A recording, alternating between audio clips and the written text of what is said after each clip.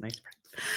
Hi, this is Janine Letford, and I am so excited to be going live for our leadership party of our Lyrics and Leadership Institute.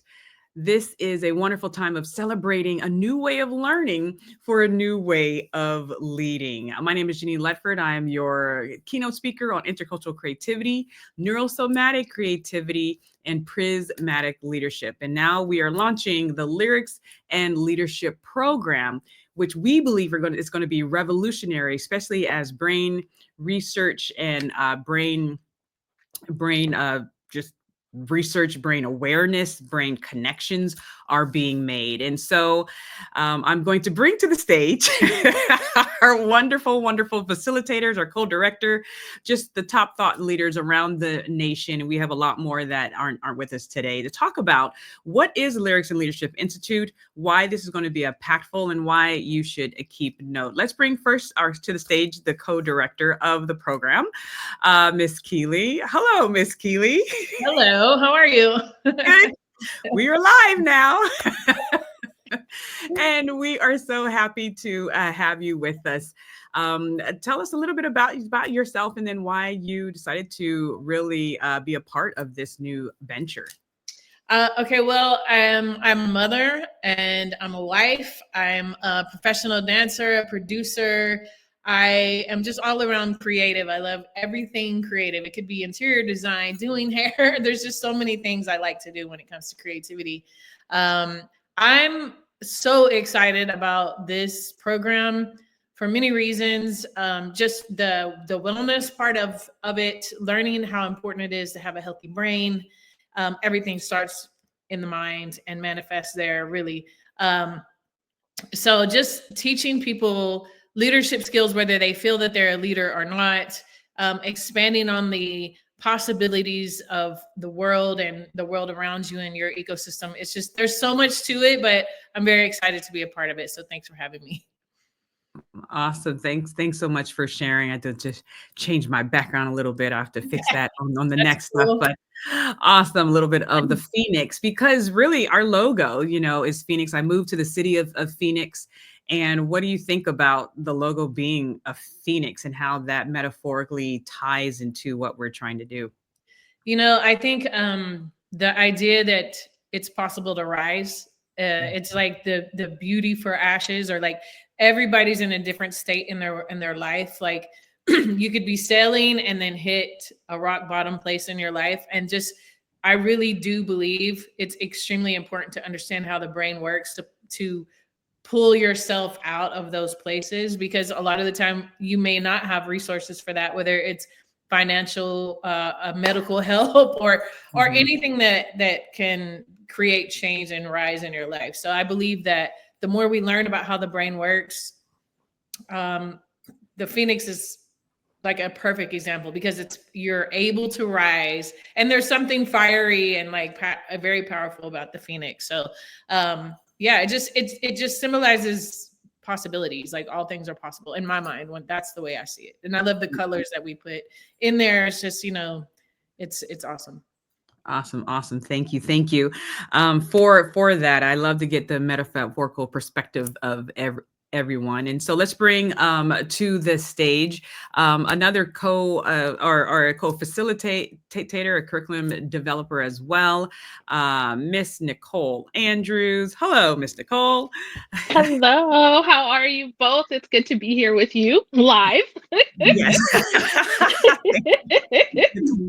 Note, but that's what we're all about, right? Like, how do we teach people to be adaptable, to keep on rolling, to have fun no matter what happens? And that adaptability and resilience is going to be a key aspect of this program. And so, Nicole, I've known Keeley since I've been married, about 16 years, maybe a little bit before then.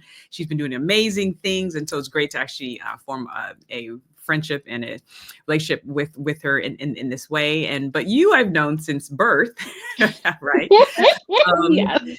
Since you are a part of my family, our mothers are sisters, but just knowing you as a child, but also seeing you rise like the Phoenix, basically, into this top thought leader. You are doing amazing things in Minnesota in the areas of early child development, but also justice and making sure that every human being, especially our children, can shine bright wherever they are.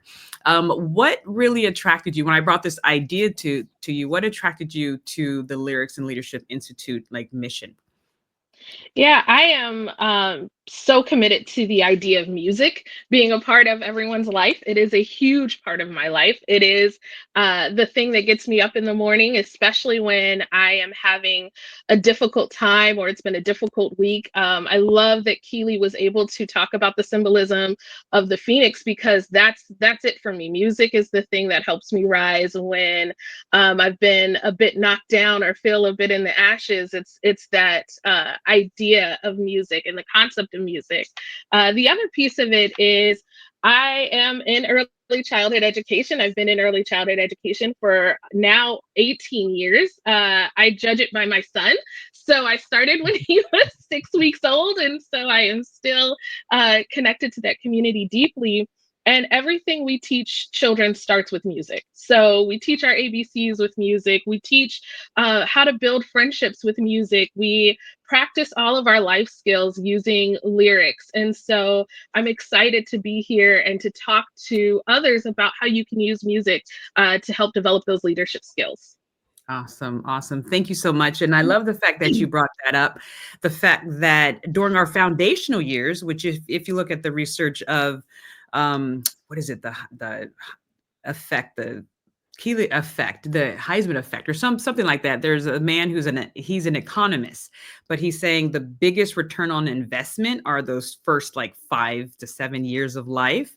And the fact that we know how much the brain grows in that time, the fact that we use the arts to teach, we use the lyrics, to give them foundational structures, right?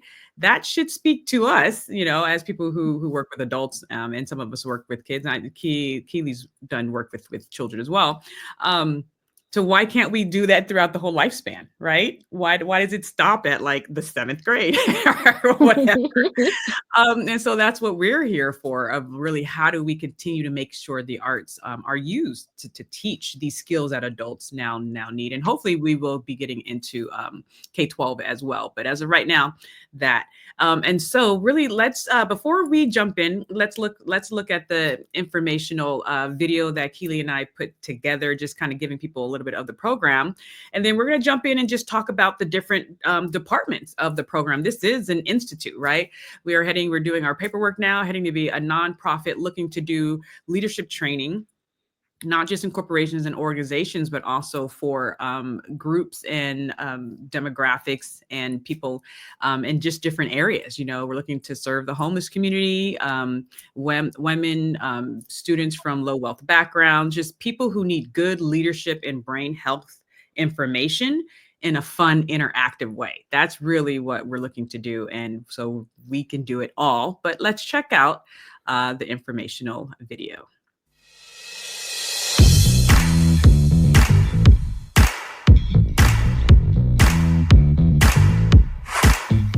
Get ready for a new way of learning, for a new way of leading.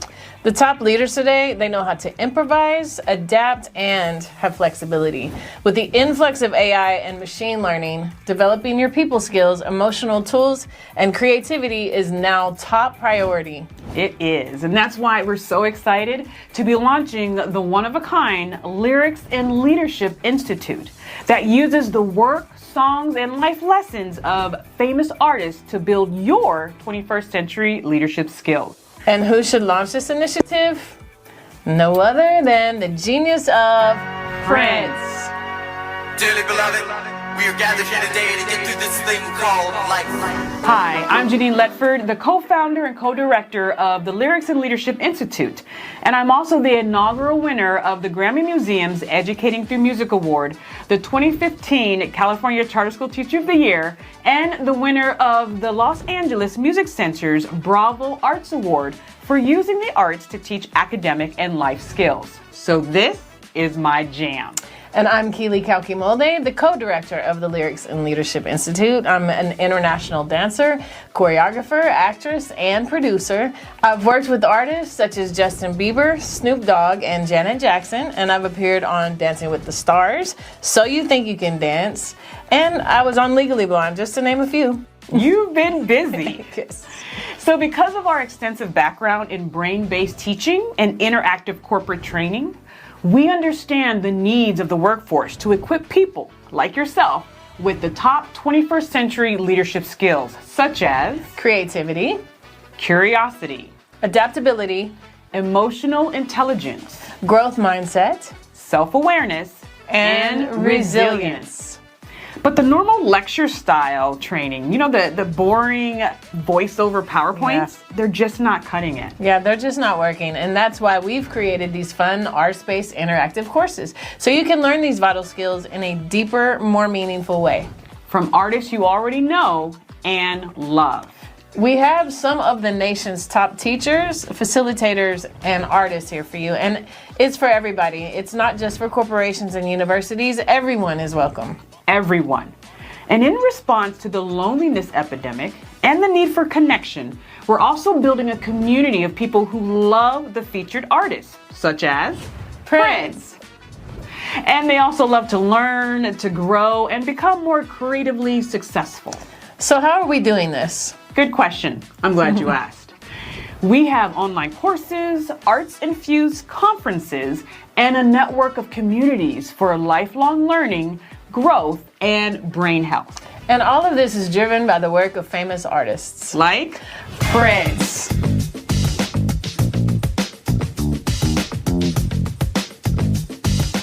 Wait, I could learn professional and personal skills by dancing to Prince and singing to Prince and then learning about his lyrics in new ways? Why, yes.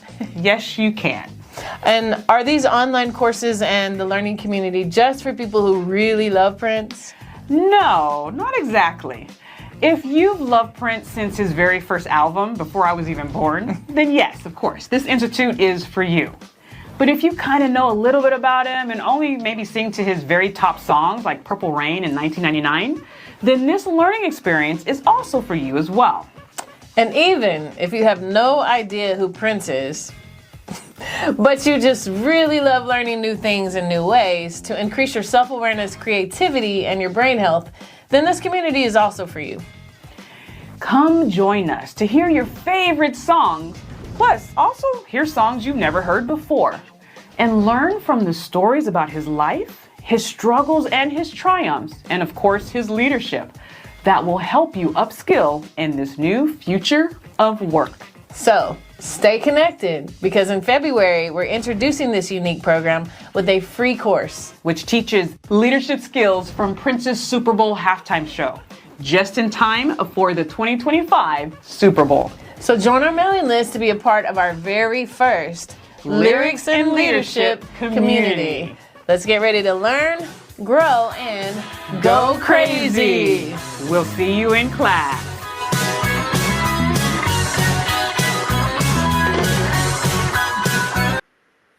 This is when we all dance, right? There we go. Awesome. And so we have a few comments. We have Ethan Babb said, recognizing the arts to develop leadership skills is essential. So he is popping in and out, checking out our thing. But this is saved on YouTube and LinkedIn. So you can always come back, Ethan, if you have to go on and go serve other clients. But so that is the promo video. Thoughts before we jump into the Institute? Just thinking about leadership in terms of creativity and flexibility. I mean, I think this is such a wonderful way to draw people in. I immediately was just happy about the music, but to think about, oh man, there's some flexibility here. I appreciate this space that's going to be created, that is created for leaders to connect with. I think it's awesome too, just like taking certain artists, like right now, Prince is our first artist. I don't know that everyone thinks of them that way. Like, oh, I could learn leadership skills from Prince, or I know we kind of talked about that in the intro video, but it's it's really, again, it's another way to use the brain and open up and stay curious about other people that you never viewed a certain way at one point, and now you're going to get to go in and learn so much about them as individuals, but how it relates to you as an individual. Yeah, and that's what it's about, shifting perspective, right? Right. One of our co-facilitators, Amy Cami, is watching us. Hello, Amy. Hopefully, she'll be on with us at a different time. But if you want to join us, let me know. But and that's what I love, because just like you said, we can look at these artists who we just saw as musicians, right? We're looking at, Prince, Bob Marley, even, John Mayer, even, hey, Taylor Swift, right? Just people who we enjoy their music, or different people enjoy different types of music. But can you shift perspective and go deeper into the mirror that they're presenting in your leadership skills, your self-awareness, your resiliency, through the lyrics, right?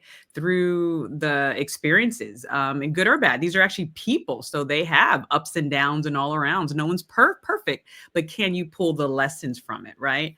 And all that good stuff. So let's jump into the Institute. And so people can know what this is about, I'm going to share my screener and let me see what this looks like. Let me see what happens if I do this, because I'm going to bring this up. Is peaks and valleys. And some people think some people explain that as good times, bad times, but I actually think it's learning or let's say learning mastership, okay? Or study mastership. I went from the top of one mountain. I mastered something. I'd mastered something and people appreciated it. But, once you're on the top of that mountain, you have to go this way. But in hip hop, everybody's like, I'm not moving. I'm the master. I'm great. I'm dope. I'm hot. I'm here. I've arrived. I'm not going anywhere. And that's what you stay stuck on top of one hill, one mountain, when, God's intention is that we study and master a bunch of different things. All right. So let me remove her. All right. So I just wanted to share that really quick, because once again, she's a musical artist. I don't know if you know her work, but I loved her work, Lauryn Hill. And I was just I was on a ship and I was looking at the waves, and the waves were going on up and down, right? And then studying the brain waves, the theta waves, the beta waves, and then looking at light and how light is formed. It's electromagnetic waves, but they're also light waves, right? And it's like, wow, everything's going in waves. This is so cool. And then I see that clip on Instagram, and I'm like, wow, she's talking about waves, right? And so she's a musical artist doing her thing, but just like Keely said, we forget that there's a mind behind it. What's the wisdom? Any thoughts about that? About the wave connection? How we're supposed to go through these peaks and valleys of learning. Well, that's where like we talk about brain resilience. That's where resilience comes in, because we have a choice. And again, I think that starts with, brain health, and the understanding of how our thoughts shape our reality. And the resilience has to come through sort of the trials of tragedies and suffering in a way, whether it be mild or very tragic. That's where we build our resilience. So it's just kind of like what Lauren was saying.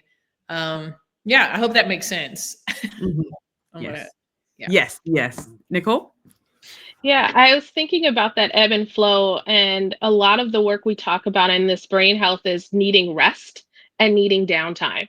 And coming into that lull, even when you're climbing down a mountain or you're going down the flow, before you even hit the turbulence, it's that rest piece, right? It's that time where your brain starts to reset, to rebuild, to take in what they just learned. We got to the top of the mountain, we made it, and now I need to actually process what happened. I need to process how I got here. I need to think about, how do I make it up the next hill? And I can't even start that unless I realize what I did to get to the last one. And so thinking about the journey, and then especially thinking about it in terms of hip hop, I love that she brought it back to this place of like, yeah, but in this realm, we don't move. When we make it to the top, we stay there. Well, the same thing happens in business, right? We think we've hit our peak, we're leading our organization, we are the head of a company, and then there's a new growth opportunity. Or there is a big change and swing in how we produce what we produce because the world is shifting and there's dynamic changes there. And so now we have to go through this new learning process. And so thinking of those ebbs and flows in terms of the brain and needing that rest and reset, and then starting to rebuild once again with new understanding and new skills that we developed the last mountain that we climbed. Yes, yes. We call them brain breaks. The Center for Brain Mhm. Health talks a lot about, did you take your 5 brain breaks a day? 5 minutes, right? Where you just sit and just, or go take a walk, or just, calm and giving your brain a breaks. But I like how we can ebb and flow it into other areas of life, right? And the fact that you brought up, she did bring it back to the hip hop community, and so that's why I love what we're going to do, because it's not just one type of artist for one type of person.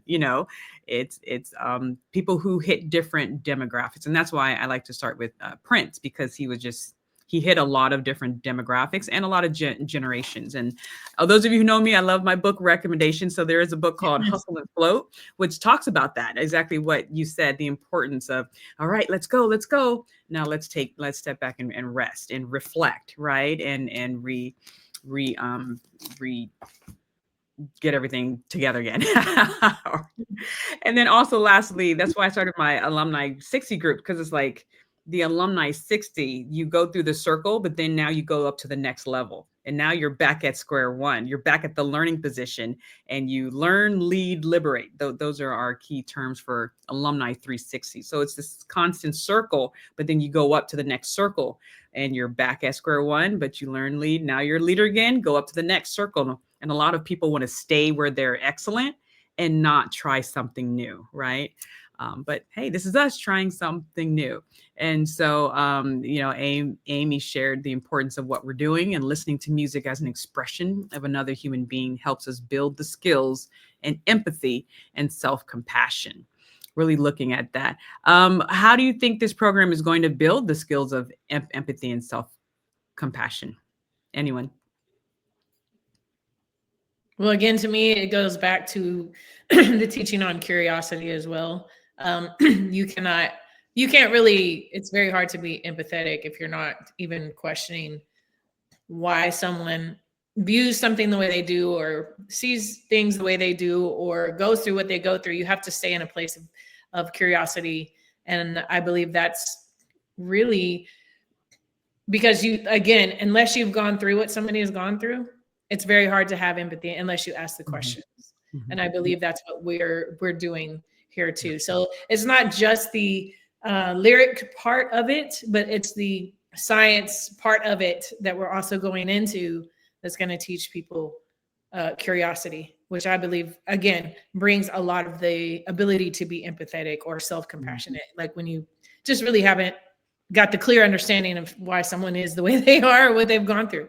Mm-hmm. Yeah, and which our country needs now. And this is a global institute. You don't have to be American just to join, but we need empathy. We need to know neurologically what that looks like, right? What does empathy, what affects empathy in the brain, right? Because in-group, out-group can affect it. Perspective shifting can affect it. Your ability to connect with people who may come from a different lived background. Nicole, did you have anything to add? Yeah, I think, again, talking about humanizing these artists that we're going to be celebrating and looking at their work, what led them to write these specific lyrics? What are the pieces of these songs that connect with us, both on a social level, when we're thinking about the global world around us, and thinking specifically about Prince and his work, both in his own community as well as globally, and then also reconnecting with that. With the self work. I think we have sometimes separated ourselves from having self empathy and learning to provide that care for one another and then care for ourselves. I've been doing some work on like radical rest and what that looks like. And can you find rest in these lyrics? Can you find rest in these spaces? And so, what does it take to do that? And what did these artists do to do this? These are people at the top of their game. So the folks we're looking at are people who have succeeded at every level of their work. But what did they do to have self-empathy? Was it just in the writing, or is it in the performance, or is it in the lyrics? And so how could we help draw that out of the people who attend these classes? Ah, I love that. I love that. Thank you, Mike, for joining us. Mike has been an avid follower for like sometimes I feel like there's only one person out there watching me. It's him.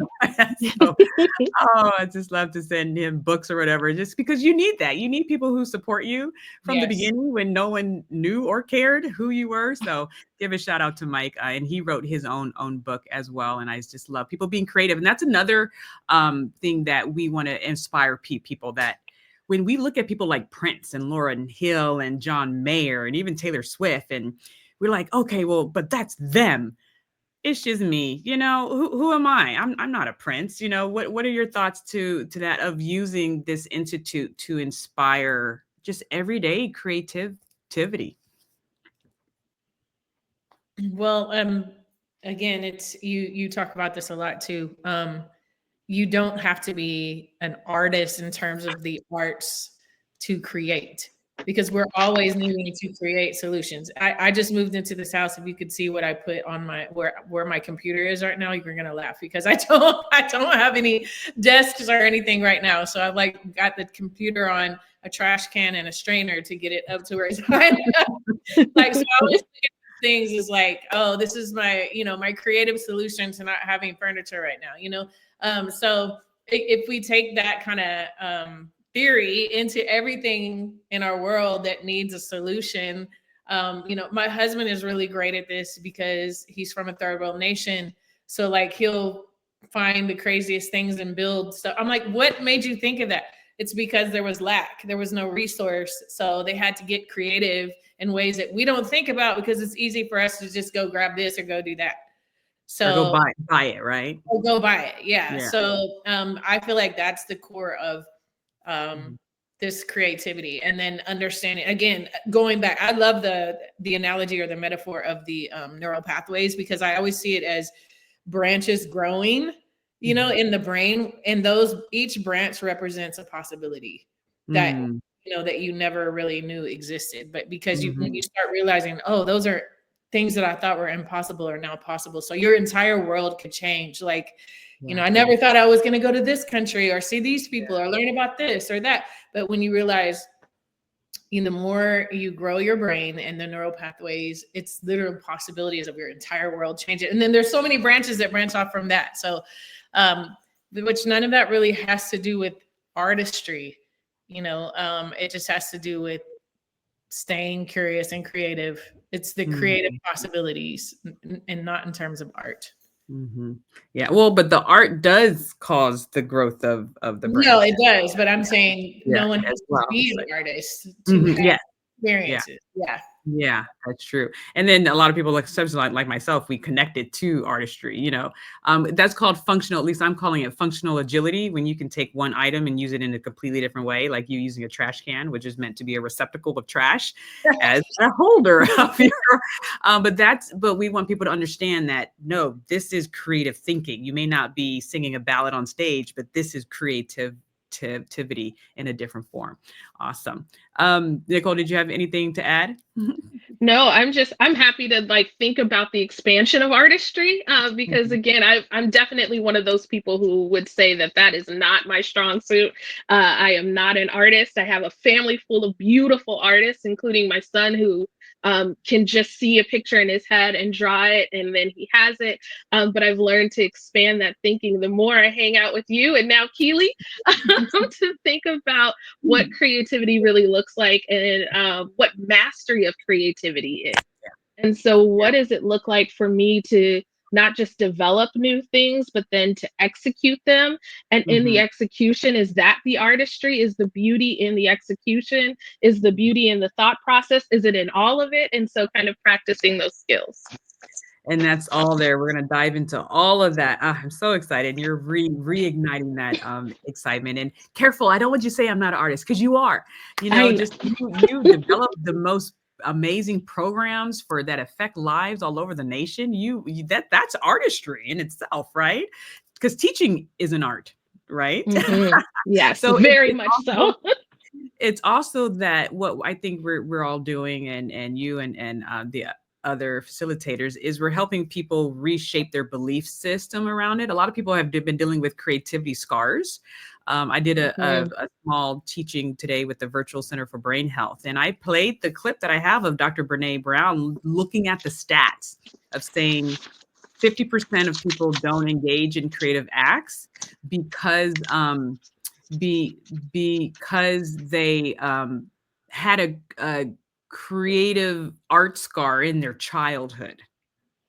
Right? So you have all these adults who don't want to engage in any type of creativity because of something that happened in their childhood, or someone said, you know, you don't sing, don't write that essay or paint that picture, don't quit your day job. And it scarred them. And so they continue growing up with that artistic creativity squash. So any thoughts about that? Have you ever met anyone that dealt with artistic creative issues? I will say me. Mm-hmm. because I'm a singer and I was trying to get a record deal in a certain season of time when it just wasn't. It was not everything I was trying to do was not done yet. So there was a lot of people who didn't get it. So I did get a lot of backlash and things like that. So I've had to work through myself, hearing those words like "don't quit your day job," you know, those kinds of things to go. Well, there's really, if I really can see beyond myself and see why this vision keeps coming or why I'm supposed to do this, the confidence should go there versus in my lack or belief of lack or thought of lack that may exist or may not exist. Whereas Mhm. one audience may love me, one audience may hate me. You know, it's like Mhm.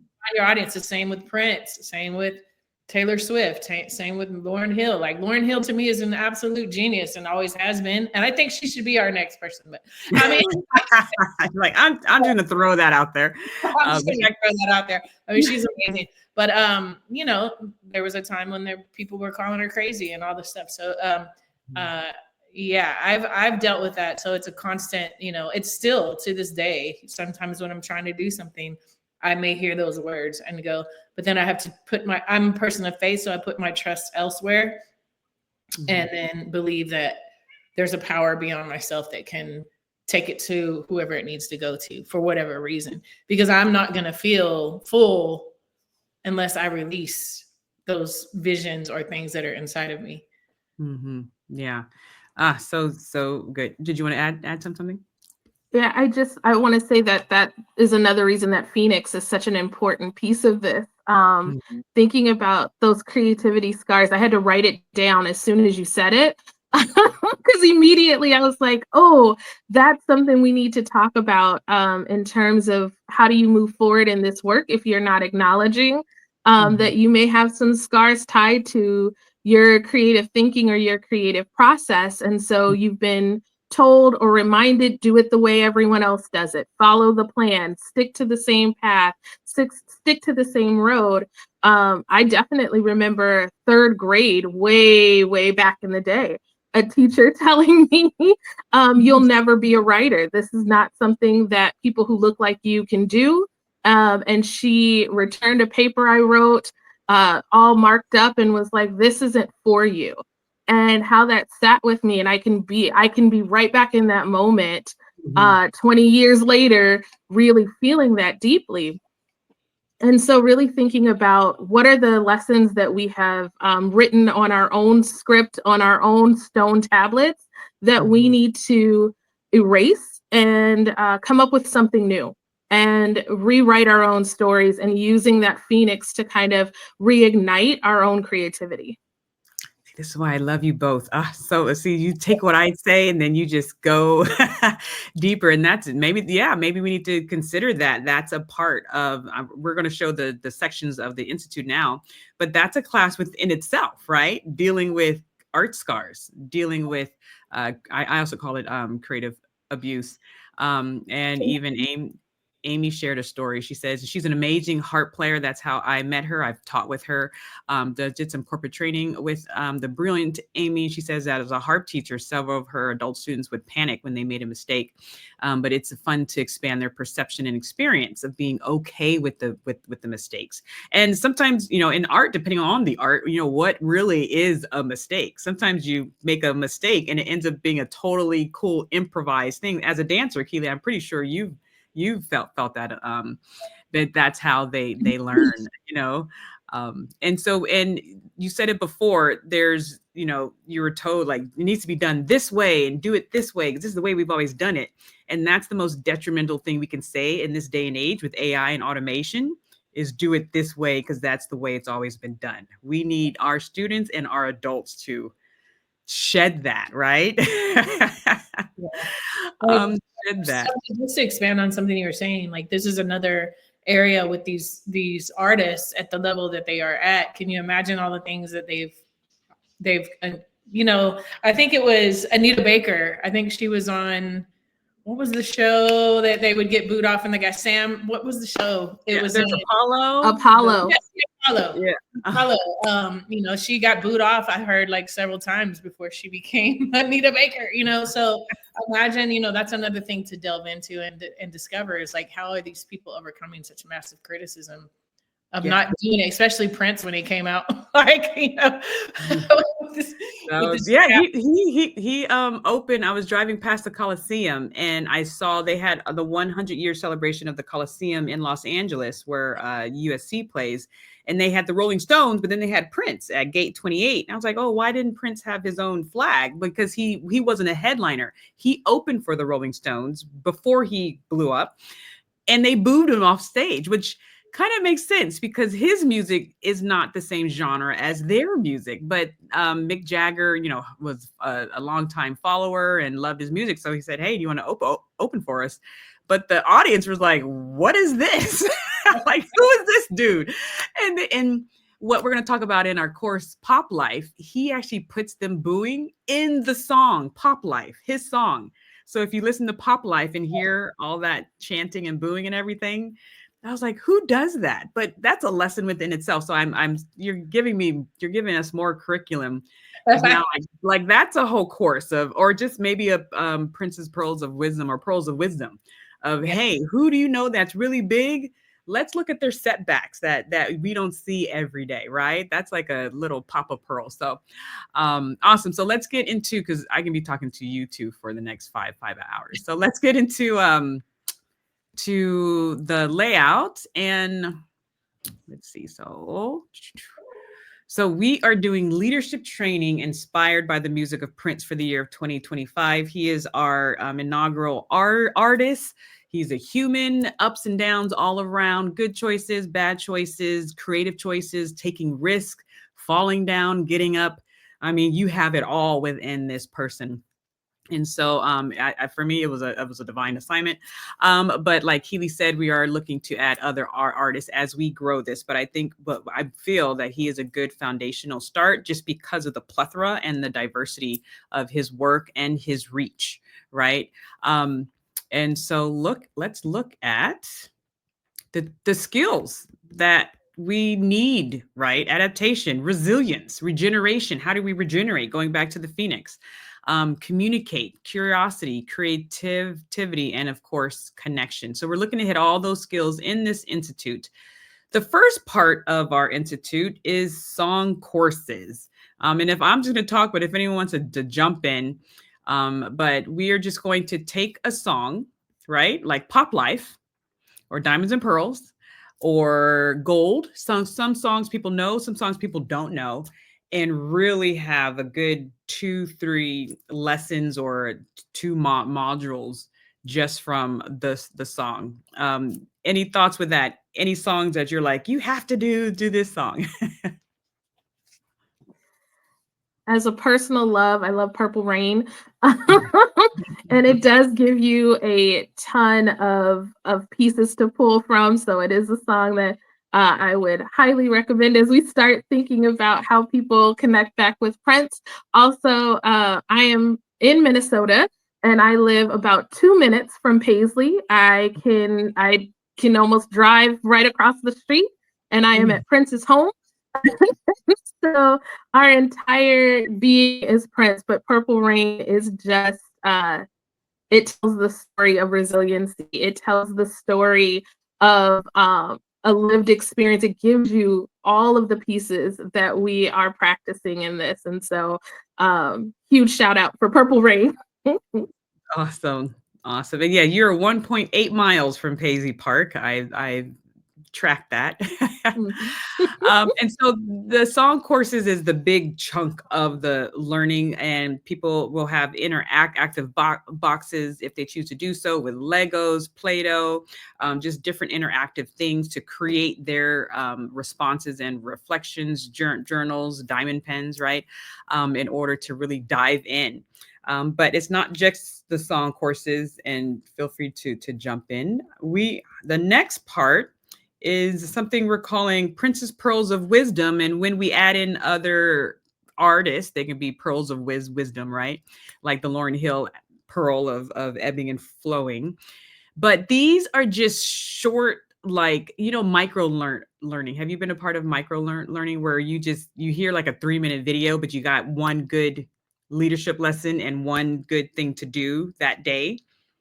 Right. So do you have any pearls of wisdom that you learned from any musical artist? Like, ooh, that line hit me deep, or that element hit me deep. Let me change this one aspect because of that line. I cannot think of one right now, but I will. It'll come to you. Sorry. Had I truly Yeah. prepared you, I would have given you a list of questions, but we're all about any Right pearls now, of I'm stuck in Kendrick Lamar's GNX album, Mhm. and because it is just a masterclass as well on how to take double entendres and themes, and also to set up a story around a history of a people and a history of a community. And Mhm. so he has a song called Man in the Garden, and just one line is, I deserve it all, right? And that idea and that concept of why do I deserve it all? What are the pieces? What would I consider all? Mhm. And so that's one of the songs and one of the lyrics that I take and have been taking regularly and like breaking down for myself is that I deserve it all. And what does that mean to me? What does that mean in this day and time? What does that mean in this space, in the Mhm. context of my everyday life? How do I define all? So Yeah. that kind of, I love that idea of that microburst of learning and taking one line and just how do I reapply it to even just day-to-day tasks? I deserve it all the clean dishes in my house. I deserve all the dishes to be clean. Yeah, and the really Clean it's just kitchen. So how do I take it and make it part of my life? I love it. And it's not just the one line. So we're going to use lyrics, but it's also maybe an interview that we find online, kind of like with the Lauryn Hill thing, or an interaction from one of their band members or their acquaintances, or an observation from their art photography, right? Or a quote, right? So we can look at different perspectives of the artist that we're studying and just get that quick pearl of wisdom. Did one come up for you yet, Keely? I mean, it's gonna sound corny, but like I'm a huge Michael Jackson fan, and of course, Man in the Mirror, just the title alone. I mean, there's so many there, but yeah, Mhm. Man in the Mirror, like look at yourself, like everything begins with you. But I also think that also on the flip side, that just shows the responsibility that an artist has who is putting themselves out there and writing lyrics, because it can be very harmful as well. So we've got the positive and the negative. So that's immediately what comes to mind, is like there's so much power in what they hold in their hands to have the Mhm. platform that they have to either take a life and transform it for the good or for the worse. You Yeah. know. Right. So, Yeah. And the same thing with authoritative figures, like what Nicole was sharing. A teacher can either empower you or disempower you. So, um, us being responsible, right, with our words, and still sharing our authenticity, but understanding that it does have an effect. That's a great point to bring up. And then we have something called brain capital Joules. You know me, I'm going to come at you from left field. And so, of course, I'm playing off of the term Joules, right? Jewels, right? Because there's a lot of songs, either Prince and other artists, and even my logo for Cafe Strategies, the diamonds, right? Diamonds and pearls, and those are jewels, right? But the term Joules, Joules, there are units of work, they're units of energy. So, how do we use the music of famous artists to create energy for people to grow, to create, to contribute, to be compassionate, to connect? What does that look like? And to get their brain health in order. So I didn't list out the jewels, but let me list them off, and then feel free to jump in. The first jewel, yeah, feel free to jump in and tell me why you think this jewel is important. The first, they're basically the 7 pillars of brain capital. And for our listeners, brain capital is brain skills like creativity, curiosity, adaptability, resilience, and brain health, right? Not just staving off dementias and other cognitive decline, but doing things throughout the lifespan to keep the brain healthy, being aware of your environment. We're even be talking about like invisible things like, do you have mold in your house? What does it look like to be affected by things that you can't even see? How do you protect yourself and your family against this? How do you have a home or an area that is brain friendly? Do you have enough light, right? Looking at Paisley Park, I spoke to Shelby J, who was a backup singer for Prince, and she was like, Paisley Park, there was just colors everywhere, like the rainbow. I was like, oh yay! I haven't been there, but when I visit Nicole, I will visit. But the first brain jewel, right, is brain grooves and moves. The importance of dancing. Why is moving and dancing important, and how do you feel we can teach this through this institute? Well, we know movement. For one, we know movement keeps us young. But why does it keep us young? And that's because of cellular. Do you hear that? Yeah. It's like, what is that? That's the cellular impacts of movement, the hormonal impacts of movement, the release of cortisol in movement. All of those things create a healthier body and a healthier brain. And with a healthier brain, just literal protein and tissue, like you mentioned with mold, which we know that has been my story for the last 10 years.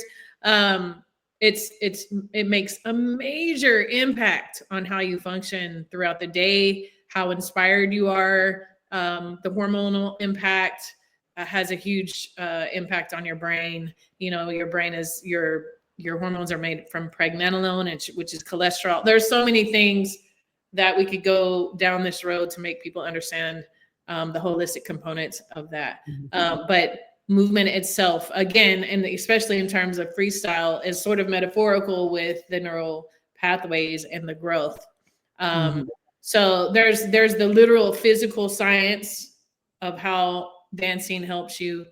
And then there's the metaphorical ways that dancing helps you to expand your possibilities. There's so much there. Yeah.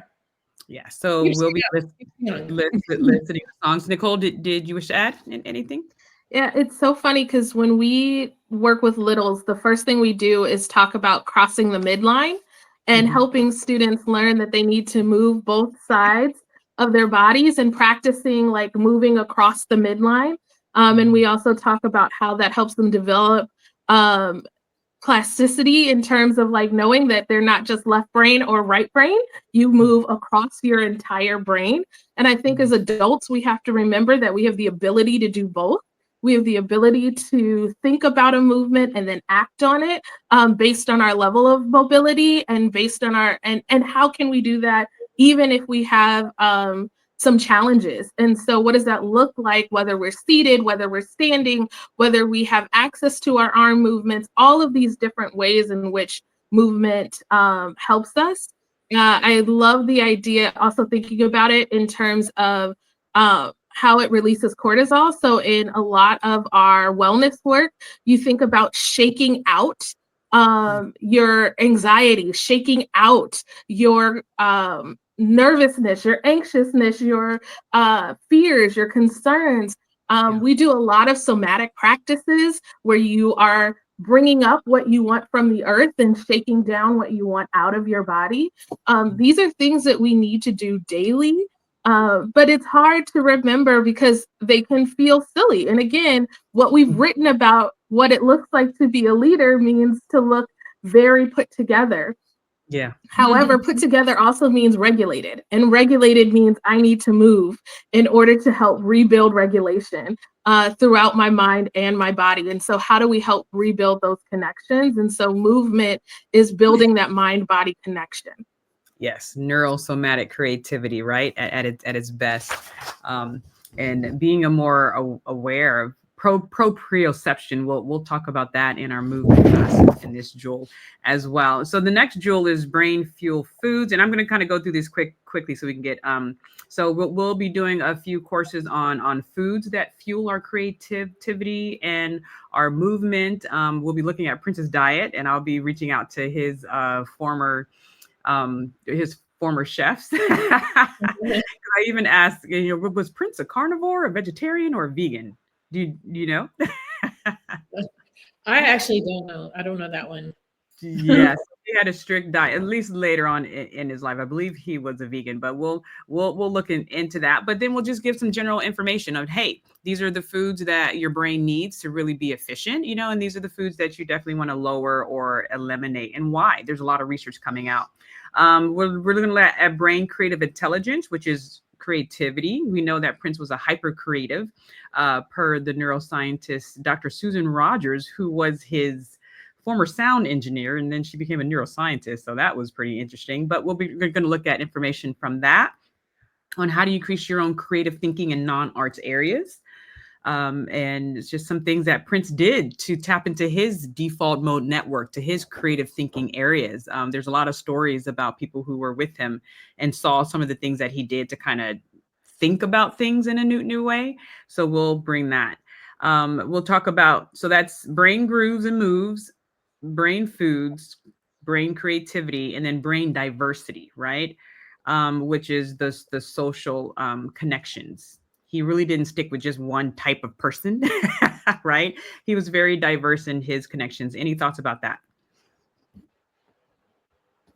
Lots of thoughts, but I'm going to keep them really small because one of my other spaces that I do work in is in diversity, equity, and inclusion. And that idea of having a diverse group of people and a diverse well to kind of pull from, and really thinking about how are you highlighting diversity in thought, diversity in experience with the people around you. And so connecting to that and how to be intentional in your and aware of how you are celebrating diversity and bringing it into your space, as well as what diversities do you bring? What are the identities within inside of you that you're pulling from, so you understand this this need for connection throughout a diverse community. Yeah, and a lot of I'll jump in with this, and then Keely, if you wanted to add in anything. But a lot of people, let's be real, our country is going through some shifting with that term. But what I want people to understand is creativity sits on diversity, because it's hard to be very creative if you are in a silo with only one way of thinking.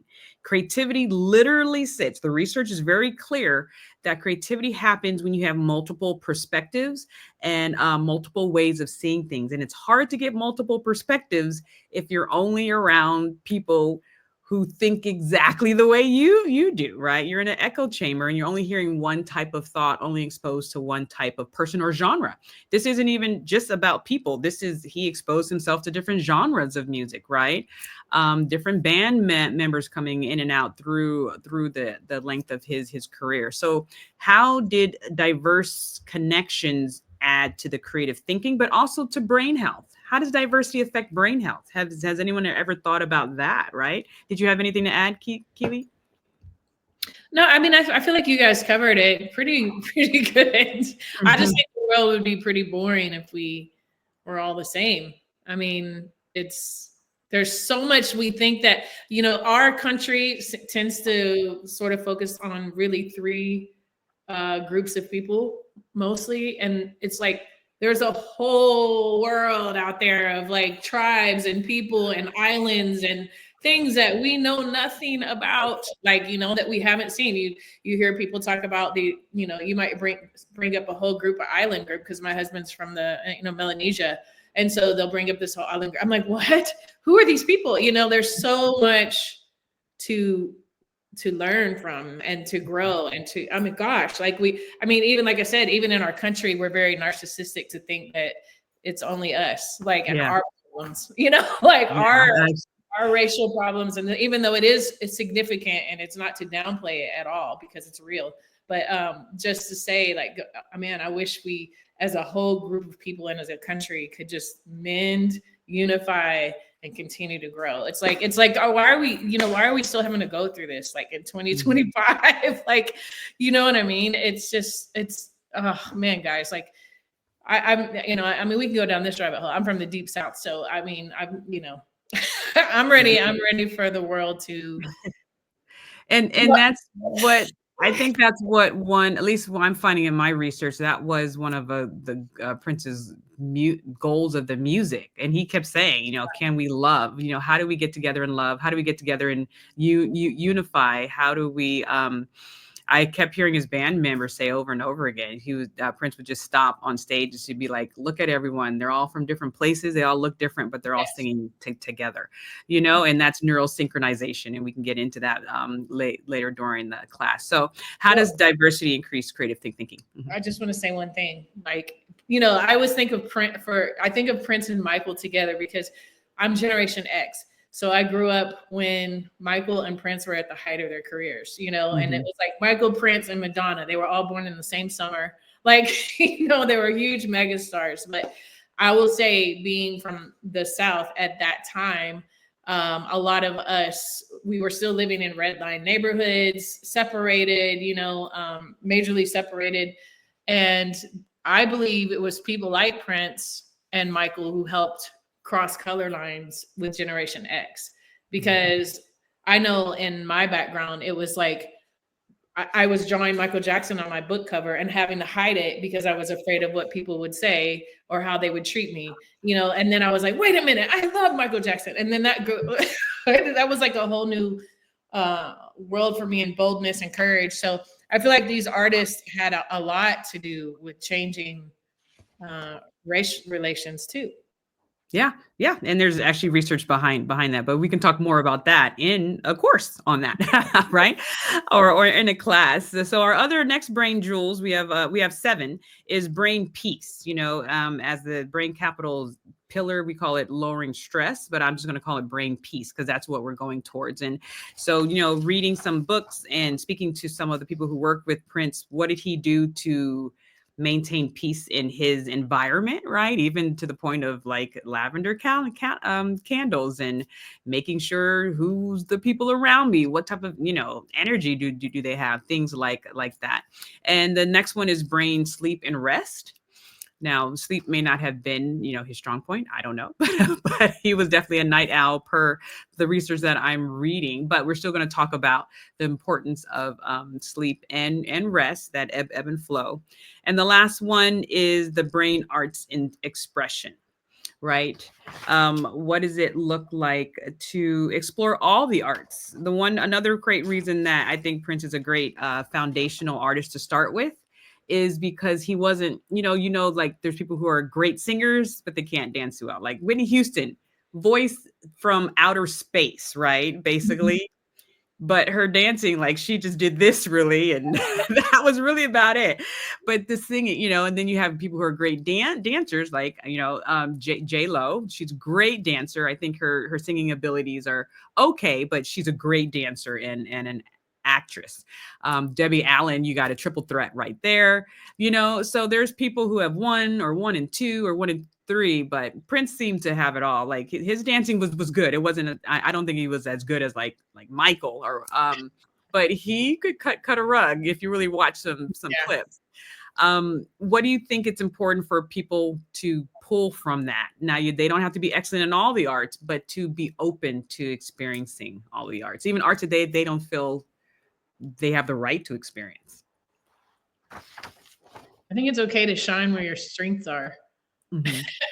It's okay to keep exploring where your strengths are, but maybe look down and try to strengthen the places that are not. You can work on your singing skills and get stronger and stronger, even though if you tell yourself you cannot, then you can't. But if you believe that you can, then you can. So it goes back to the brain or psychology. Like, what do I believe is possible? And what do I believe is not possible? And if I believe it's not possible, then I'm just not even going to go down that road to even try, you Yeah. know? Yeah. So, And yeah. that's Well, I mean, look at J-Lo. Like, I agree with you. You're like, she's a great dancer. Her vocals are moderate. Like, some people may say, oh, she's an amazing singer. Like, in my mind, yeah. I agree more with what you're saying, but that didn't stop her from having a successful career. Very true. Very, very true. And Same, honestly, for Janet. I think Janet's voice is beautiful, but she's an amazing performer, dancer, actress. Her singing is just, but that definitely didn't stop her. She just, you know what I mean? So, I mean, we have a lot to learn from that. Like, yeah. some people, I mean, there's so many artists that have weird voices, but they're just like, they're killing it and they're selling millions of albums. So, Yeah. like, I think it has a lot to do with belief. Like, is it, well, let me make it possible, Mm-hmm. you know? And pulling from the work of Dr. Ellen Janger, I think that's her name, of that mind body, like your mind controls a lot of the body connection and the body communication, right? Like if you think, so keeping that in mind and everything. Nicole, did you have anything to add to that? Yeah, just the idea again around developing, even if it's not what you believe is your skill set or your strongest skill set, it's still a muscle. We still have to work the muscle. And so you may come through this series of classes and think, I'm really going to shine in this one area because that is what I know. I know creativity, but in movement, I have no mind body connection. I have no coordination. I don't know how I'm going to process this. And at the same time, though, you are strengthening your brain as much as you're strengthening your body, as much as you're strengthening this skill. And then by developing your belief and growing that area, you are also practicing, again, self-empathy. So you are practicing all these skills throughout this process. And so every step of the way, you are developing a skill or you are strengthening an area that you already had some mastery in. And so you're learning how to go to the next level. Every bit of this is about scaffolding and how do I grow and how do I develop myself even more. And so really thinking about, yes, I may shine in an area and there's another area for growth, but at least I get to practice.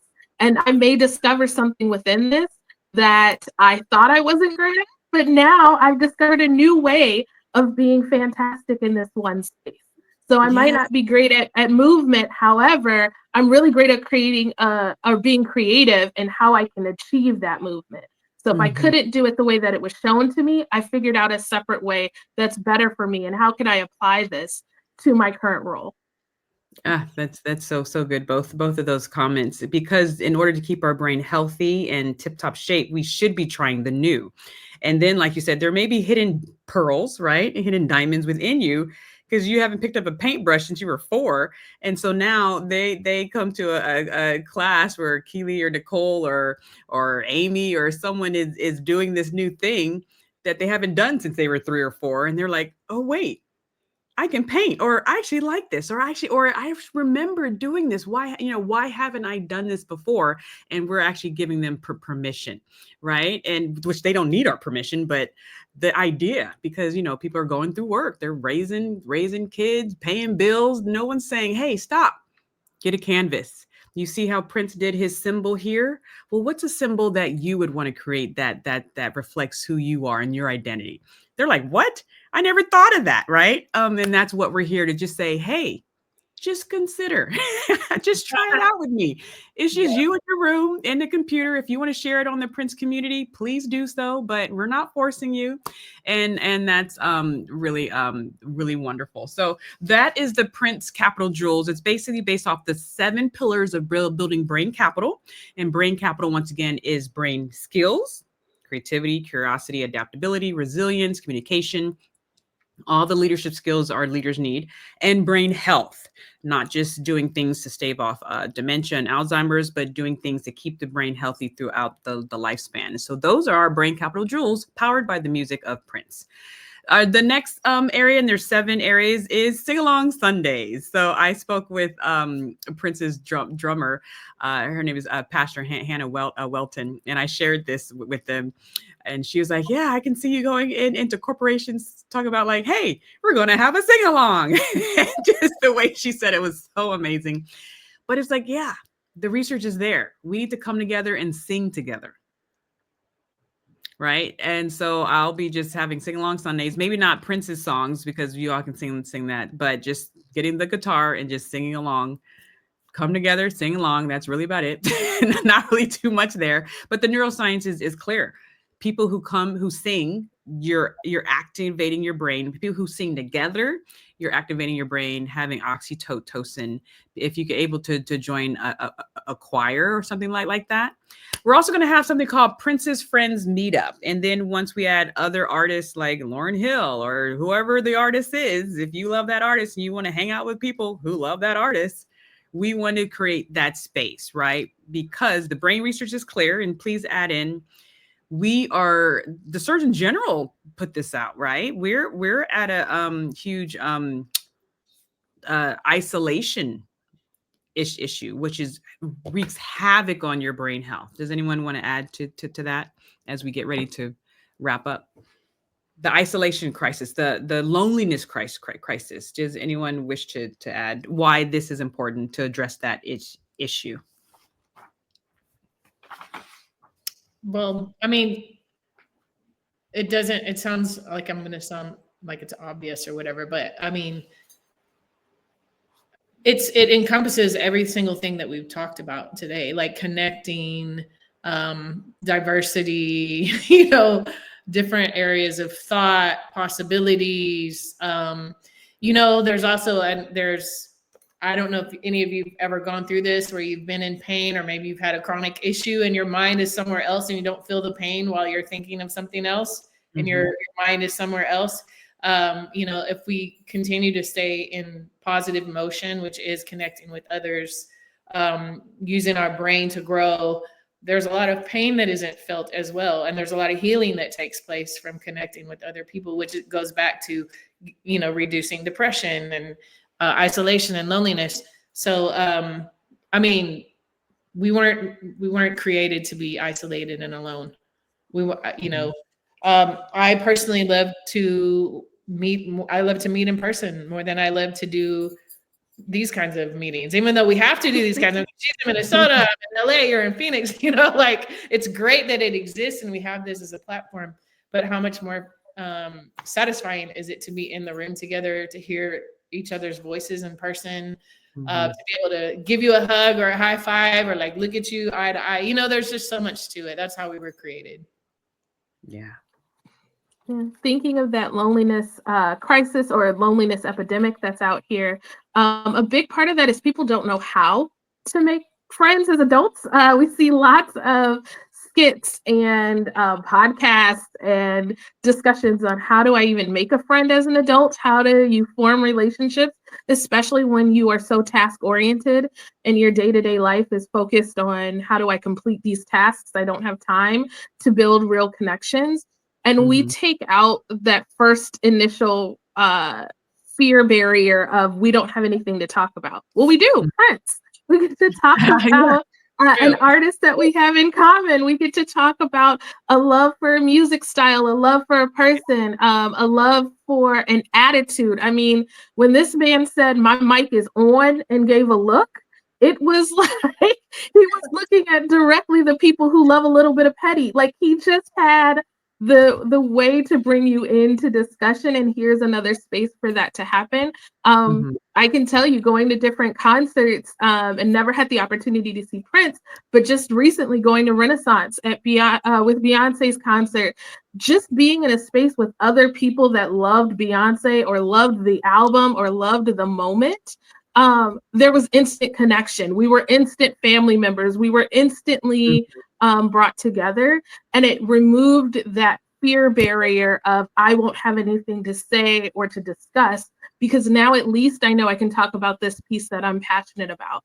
And so creating that space for people to kind of rebuild connection, practice having conversations that don't revolve around tasks, but revolve around things that we're passionate about. It's going to be really important. And again, things you get to take with you into these other scenarios of life. I would even so want to encourage people who are not Prince fans to come to this, because again, that's a whole thing of activating your curiosity and learning how to become more diverse and to grow and to go into new areas. Like, it's all a part of what we're saying. It's an action step in the direction of what we're teaching. So you might find a whole new world. You might find your wife or your husband in the group. Who knows? I'm just saying, you never know. Or a new best friend or something. And exactly. Amy, one of our facilitators, said, you're building new neural connections simply because it's a new experience. So you say, and we said that in the video, it doesn't matter if you don't know Prince at all, or you've been following him since 1978. It's a place for you because you get to interact, and you're also learning leadership skills and brain skills. So you get to apply that and be exposed to new music. If this is new music, and there will be new music for a lot of people, unless you're that, that small group of people who literally owned every one of his things and we went into the vault yourself, you're right, which is this very small group of people. Most of us are like kind of like me, where his big hits, you may know a few of the not big hits, but there's a lot of music that you haven't heard yet, right? And so now we have to dig and bring that up to the forefront. Awesome. And so rounding up, so here's the data. You know me, I'm research oriented, that anxiety and depression is the highest factors among brain health decline. So if we're talking about brain health, we need to talk about anxiety and depression, and how can we use music and art and movement and theater, poetry, right? To be a part of the solution. It's not the whole solution, but can it be a part of the solution? And so if you see at this graph, it starts as way as 5 years old. So this institute isn't just for adults. Young people are welcome to come, but teenagers need some more tools to figure this out. How do we address this? Our second to last areas are concerts. We're trying to put one on in April. So we're looking at how do we have leadership conference and brain health conference, but make it interactive and fun and artistic. I'm talking about bands, not just to play background music like some other places, but it's a part of the learning, right? It's a part of the curriculum. Hopefully we'll have dancers to show what it looks like to be this leadership skill or that leadership skill. And any thoughts about this new way of doing conferences? Oh, I think she might have lost her connection. I mean, that's where, like we're saying, it gets old. It gets boring after a while to just be talked to for hours and hours. Like the interactive, I think when you get to express yourself and you get to learn from other people expressing themselves, where it's interactive, and then there's music, like it's gonna do exactly what we're teaching in the conference, So yeah, I think more people will be excited about learning to do it in this way. And it's memorable as well, because music, seeps into the memory. Any thoughts about us throwing these conference concerts? Just a good place to jam out. I'm just excited to jam out. Jam out and Joules out, right?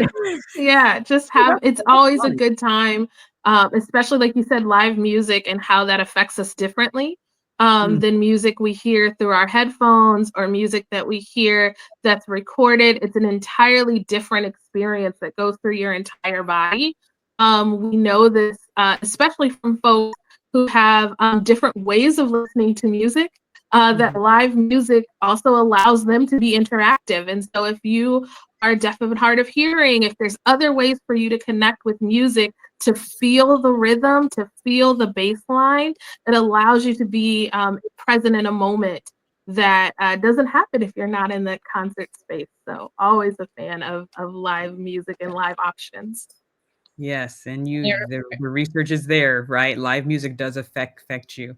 It reminds me of the wave too, because you were saying that it's the the work and the rest. The music would be the rest because now we're partying and having fun. It's the brain break. Yeah. Awesome. And then the last component of the institute for now, at least is all I can do for this year, at least, which is a lot, is the artist class. Once again, we already talked about it, but how do we give people a place to be inspired by the featured artists, which in this case, Prince, but also start their own artistic journey? Like I'm talking about basic stuff, like these are the primary colors. These are the secondary colors. Here's foreground, midground, background. So when they're able to produce their own work, at least they have some basics to go off of, they learn how to mix colors as far as singing. This is pitch. This is tempo. This is rhythm, just people can go through it on their own time, but these are just some basics for you to start gaining some skills. This is what improvisation looks like, like what does that really mean? And what does it do to my brain to improvise, right? And we have some wonderful improvisational facilitators musically, like Amy, movementally, if that's a word, like Keely and your other team members. Theatrical, what does it mean to write a poem? And I actually sat with or spoke to Morris Hayes, Prince's musical director, and he said he had a conversation with Prince, and he asked Prince, like there's so many things you can do, there's so many instruments you can play, like you can do it all practically, but what really do you call yourself? Like what is that one thing that you're like, this is me? And Prince said, in the heart of it, I'm a songwriter, I'm a poet. That's what he told Morris. And that made my heart jump, because I want to do a class on poetry, like just introduction to poetry. But now there's research coming out with what does poetry look like in the brain? Because it's musical, especially if you read it. If you listen to like Muhammad Ali say his poems, it's a very musical structure, right? Or it can be. It doesn't always have to be. But yeah, what does it mean to just get some basic skills in the arts? A lot of people, they're older, they may not sign up for our community arts class. I hope they do after they interact with us. But yeah, so that is the Institute. So to recap really quick, we have our song courses, which are the bulk of the content. You learn several leadership skills through a song, and you get to share your interactions with the community. And then we have our pearls of wisdom, which are small bite-sized things that any of the facilitators can share. We have our brain capital Joules, which are basically our 7 pillars of brain health and brain capital. And then we have the Prince Friends meetup. So we're creating a community around the artists. It could be a Lauryn Hill, a Taylor Swift, a John Mayer, or Prince, or whatever, but meet around people who are discussing that work. And concerts, we're going to get in person, dance together, sing together, and then learn together.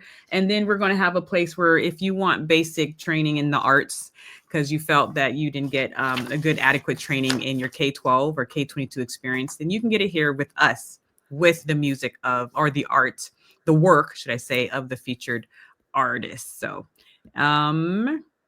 we know that the arts are important for our lived experience. The expressive arts allow us to express. The cerebellum gets activated when you're moving, but it also monitors your prefrontal cortex. And we know the brain capital is huge, and that we are here to lead. We are here to help leaders. Even if you don't have a team underneath you, you are a leader because you're the CEO of you. We are here to help you gain the skills of life, leadership, and brain health in our Lyrics and Leadership Institute. Any thoughts, ladies? Any thoughts? I'm excited. Let's go. And also, I'm like, let's start. Yeah. And then whoever's watching, please, if you're near Phoenix or can get to Phoenix, we have our first in-person event for women on April 4th and 5th. I don't know if you were going to put it up, but I just wanted to mention that. Yes. And so let me share that. Thank you. Yes. So here it is, the Prince, and I don't know if I can do it more, but yeah, it's going to be there. Okay. Yeah, the Diamonds and Pearls of Purpose. It's a women leadership event. March is Women's History Month, but we're having it right at the beginning of April. So we'll celebrate women for this month, for all months though.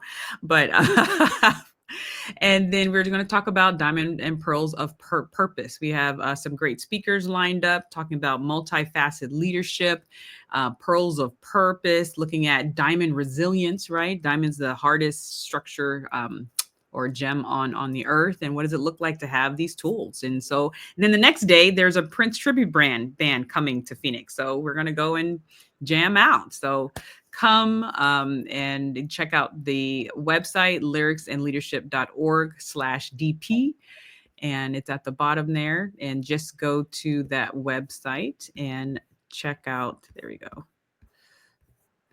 check out that information right there. There we go.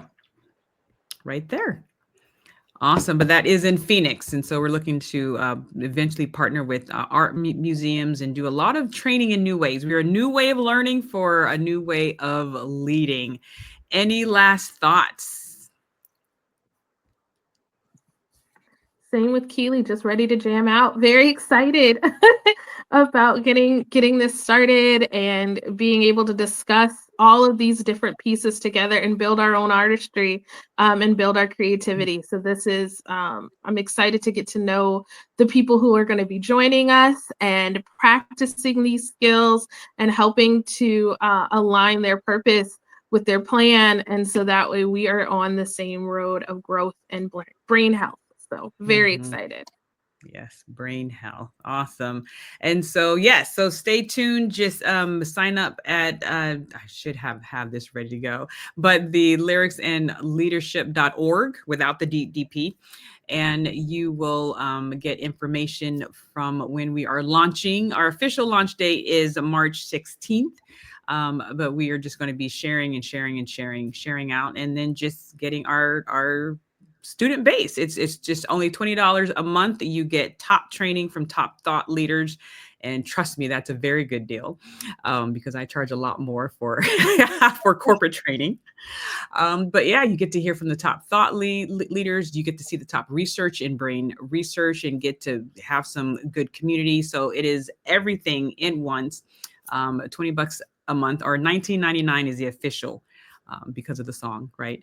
And we are here. We are here with a new way of learning for a new way of leading. Let's go out with this song. See you next time.